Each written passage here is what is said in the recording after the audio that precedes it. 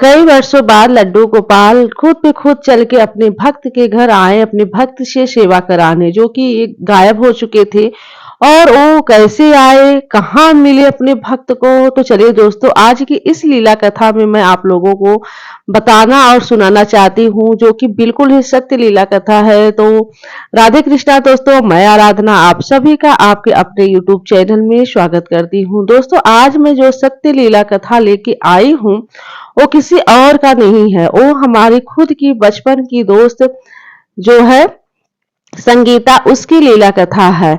तो चलिए दोस्तों आज की लीला कथा सुनाने से पहले मैं आप लोगों से रिक्वेस्ट करती हूँ, निवेदन करती हूँ कि प्लीज आप लोग वीडियो को एंड तक सुनिएगा, लाइक शेयर और चैनल को सब्सक्राइब नहीं किया है तो सब्सक्राइब करके बेल आइकन को प्रेस कर दीजिएगा, ताकि आप लोगों को ऐसे ही भक्ति मार्ग से जुड़े वीडियो आप लोगों को देखने और सुनने को मिलते रहे। तो आज की मैं लीला कथा सुनाने जा रही हूँ अपनी बचपन की दोस्त संगीता की, जो कि संगीता जो है हमारे साथ पढ़ी थी। क्या बोलते हैं 12th 11th 12th वो हमारी क्लासमेट रह चुकी है। तो दोस्तों क्या होता है ना कि हम ब्राह्मण परिवारों में पहले के टाइम में, अब तो नहीं होता है, पहले के टाइम में लोग अपनी लड़कियों की शादी जल्दी कर देते थे।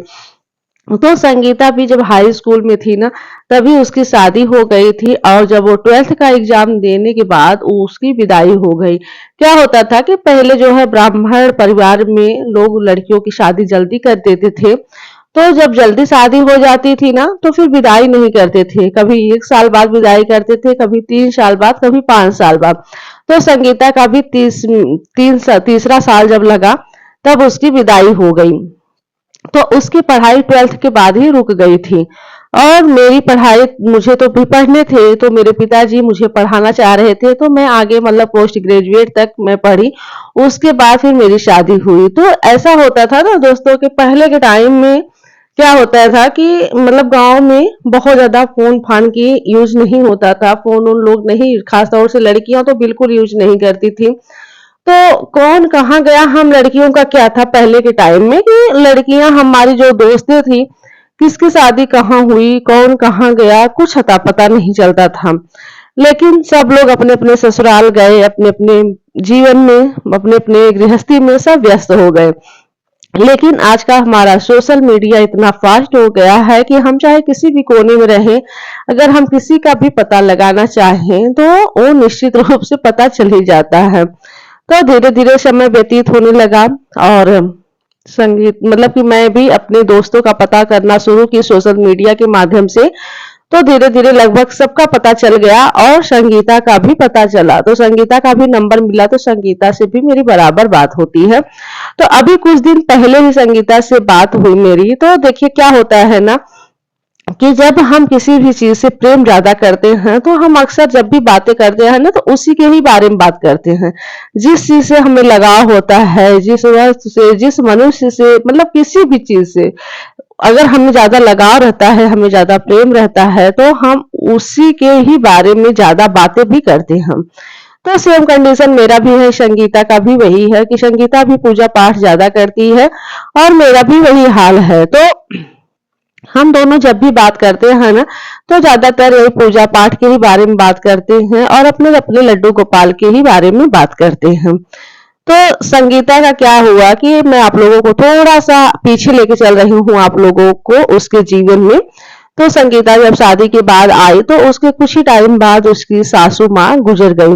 तो घर में बचे उसके ससुर जी और उसके इकलौते पति, यानी कि उनके पति जो है अकेले ही हैं, कोई भाई बहन नहीं, बहन है या नहीं मुझे एग्जैक्ट याद नहीं आ रहा है, भाई कोई नहीं है, उसके पति जो है अकेले हैं। तो धीरे धीरे समय व्यतीत होने लगा दोस्तों, और संगीता को भी 3 बहुत ही प्यारे प्यारे बच्चे पैदा हुए, जिसमें 2 बेटियां और 1 बेटा। तो बहुत ही प्यारे हैं तीनों। तो क्या होता है कि बच्चे भी धीरे धीरे बड़े होने लगे। और संगीता का क्या था कि संगीता सुबह मतलब डेली उठती थी, और वो बताती है कि यार मेरा नियम बन गया था कि मैं सुबह थोड़ा जल्दी उठती थी, और सबसे पहला काम मैं अपने घर में झाड़ू लगाने के बाद स्नान कर लेती थी, और स्नान करने के बाद मैं पूजा करती थी, और पूजा करने के बाद जो भी मैं नाश्ता बनाती थी, तो वो नाश्ता मैं बना के लेके जाती थी नीचे। जैसे उसका 2 फ्लोर का मकान है, तो ऊपर वो अपना पूजा पाठ करती है, नीचे उसके ससुर वगैरह जैसे कोई भी गेस्ट वगैरह आते जाते रहते हैं, तो नीचे ग्राउंड फ्लोर पे उसके ससुर जी रहते हैं, ऊपर फ्लोर पे वो और नाश्ता जब बना लेती थी तो जाती थी ग्राउंड फ्लोर पे अपने ससुर जी को नाश्ता लेके। तो रोज का उसका वही नियम बन गया था। तो बताती है कि यार क्या था कि जिस रूम में मेरे पापा जी यानी कि मेरे ससुर जी रहते थे उस रूम में मैं जाती थी और पिताजी को मैं अपने नाश्ता देती थी और मेरा नियमता बन चुका था कि मैं जो है जब मैं नाश्ता लेके जाती थी तभी उस रूम की मैं साफ सफाई मतलब ग्राउंड फ्लोर का करती थी। उससे पहले मुझे टाइम ही नहीं मिलता था तो मैं नहीं साफ सफाई कर पाती थी। तो क्या होता था कि जब वो जाती और नाश्ता पिताजी को अपने कराती उसके बाद जो है वो साफ सफाई में लग जाती थी। तो जब वो सफाई करती थी ना तो बताती है कहती है यार मेरा डेली का था कि जब मैं सफाई करती थी तो मतलब कि उस रूम में एक थैले में पता नहीं क्या था कि जब मैं वहां जाती डस्टिंग करने या झाड़ू लगाने तो जब मैं झुकती थी ना तो फिर वो मेरे सर पे खट खट जैसे लग जाते थे। तो मैं अवॉइड कर देती थी कि होगा कुछ जाने दो, अपना काम के चक्कर में जल्दी जल्दी काम निपटाती और चली आती। तो डेली उसके सर में डेली मतलब कि जब वहां जाती तब डेली जैसे लगता था कि कोई जानबूझ के उसको मार रहा है। वो बताती है कहती है कि मेरे सर में डेली वो मतलब कि लगता ही था, जैसे जब मैं उठती तो जैसे लगता था कि मेरे सर में कोई खट से मार दिया है। तो फिर एक दिन उसके दिमाग में आया कि आखिर इस पोटली में है क्या, इस थैले में है क्या, आज मैं इसको खोल के देखूंगी। तो कहती है कि यार उस दिन मैं जब खोल के देखी ना तो उसमें बस ऐसे ही एक पीतल की मूर्ति जो कि बिना वस्त्र के उसमें था और मुझे लगा कि ये विष्णु भगवान की विग्रह है। तो मैं उसे क्या की कि विष्णु भगवान की विग्रह जान के मैं उसे ले आई। उस टाइम तो इतना मुझे आइडिया नहीं था क्योंकि उसका रीजन ये था दोस्तों कि पहले इतना देखिए सोशल मीडिया पे लोग एक्टिव नहीं रहते थे, फोन वोन इतना चलता नहीं था कि लोग इतना देखे और लड्डू गोपाल की सेवा का भी इतना प्रचार प्रसार नहीं था पहले के टाइम। अब हर एक घर में लड्डू गोपाल विराजमान है, लेकिन पहले लड्डू गोपाल किसी किसी के घर में दिखते थे तो उसको भी इतना आइडिया नहीं था, उससे पता नहीं चला। वो क्या की कि विष्णु भगवान के विग्रह को जान के वो गई और एक लाल कपड़ा का थोड़ा सा टुकड़ा निकाली और उनको लंगोटिए बना के उनको पहना दी और उनको पोंछ पाछ के अपने मंदिर में रख दी, मतलब कि गीले कपड़े से पोंछ के स्नान करा के उनको अपने मंदिर में रख दी और जैसे सारे भगवान की पूजा करती थी वैसे ही उनकी भी पूजा करती थी। तो बताती है ऐसे ऐसे समय बीतता गया।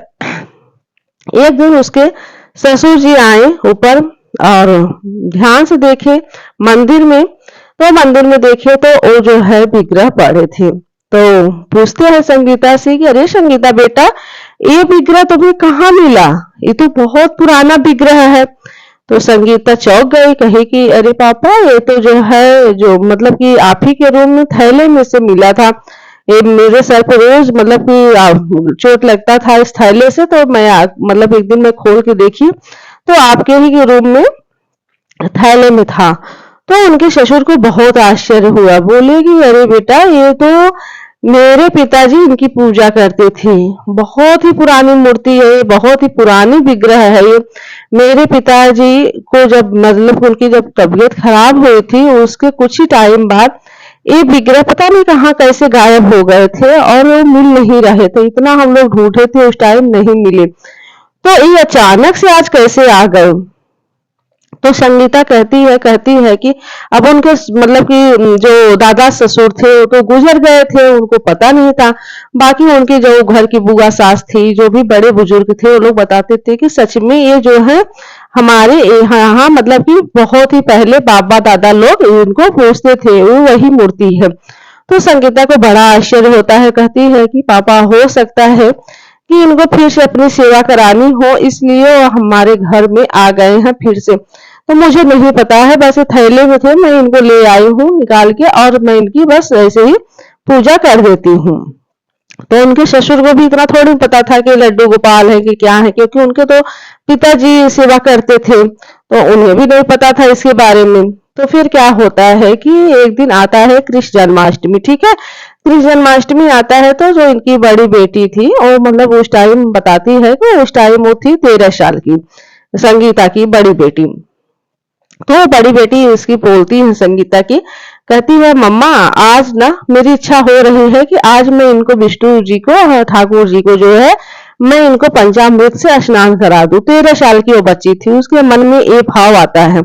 तो संगीता बड़ी खुश होती है कि ठीक है बेटा तुम करा दो, इसमें क्या पूछने वाली क्या बात है, बहुत ही अच्छी बात है तो ठाकुर जी ही विष्णु भगवान ही है, कृष्णा कन्हैया के ही तो रूप है, इन्हीं का तो स्वरूप है कन्हैया का। तो तुम जाके इनका जो है स्नान करा दो और इनको टीका चंदन लगा के इनको धूप दीप दिखा दो।